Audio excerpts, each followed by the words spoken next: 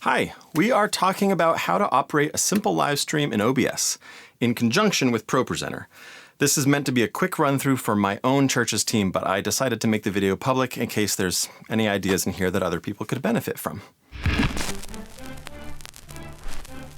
First of all, to our team, thank you so much for helping us make Sunday mornings happen. I know life right now has a million other new things that we are all trying to figure out, so I really appreciate you taking the time to learn this and help make our service accessible to those who aren't able or aren't comfortable coming to church in person.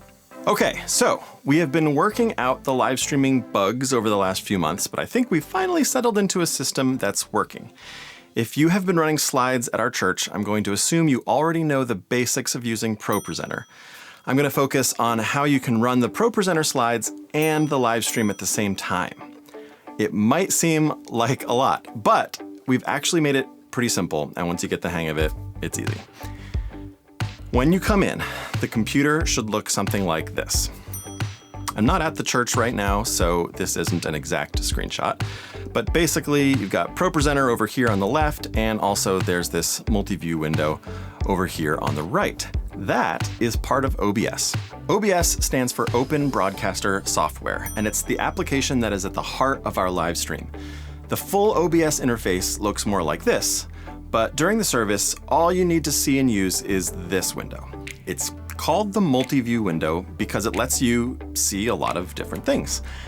This part on the upper left is the preview window. You can pretty much ignore that, we're not really using it in our setup. The window next to it is the program view, which just means that's the view that is being broadcast to the streaming platforms. That's what people watching at home are seeing. The rest of these smaller windows are what OBS calls scenes. And that's a good way to think of them. Each scene is a setup for a specific purpose in the service. Click a scene and the broadcast will switch to it. It'll be highlighted in red and you'll see it up in the preview and program windows as well. Now these may change over time, but for now, the first scene is just a little image of our logo with no audio. It's really for emergencies, sort of a church equivalent of. The second scene activates a looping video that tells people the live stream will begin soon. It also has no audio. The third scene is a direct feed from ProPresenter with an audio feed from the mixer. So if you need to show the folks at home what we're seeing on the big screen, like a video or a sermon illustration or something, this is where you click. The next three scenes are the most important. The fourth scene is a view of the stage with video and audio settings optimized for music and worship. The fifth scene is a view of the stage with audio settings optimized for speech or the sermon. The sixth scene is the same as the fifth, but with a graphic overlay showing the text that is being shown on the big screen. So practically speaking, what does this mean for you? 4 minutes into the video and he's finally getting to the useful part. All right, before the service begins, you'll probably have a welcome loop playing from ProPresenter. In the OBS multi-view, you can activate scene 2, the looping live stream welcome video. So now the folks at church are seeing a regular welcome loop, and the folks at home are seeing a welcome to the live stream loop. Next, you'll switch to scene 3 and then play any intro videos we may have set up in the ProPresenter service playlist. Now the folks at home and at church are all seeing and hearing the same thing. Next, click scene 4 as the worship team begins to play. You can then just run the lyric slides as usual in ProPresenter. The folks at home will automatically see the lyrics appear at the bottom of the screen. At the end of the worship music, click on scene 5 during any prayer or transitional speaking. Now, how did that view get so much closer? Well, because I took this remote and I used it to literally zoom in the camera. You can do the same. The remote is by the computer. I'll try to do it if I'm around, but it's not technically necessary. It just looks nice.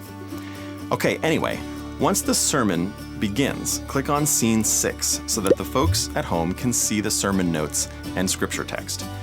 And then operate the slides for the sermon in ProPresenter as you would normally. If you want to get fancy, you can occasionally switch between scene 5 and 6 during the sermon, depending on if you think it's relevant to see the text or not.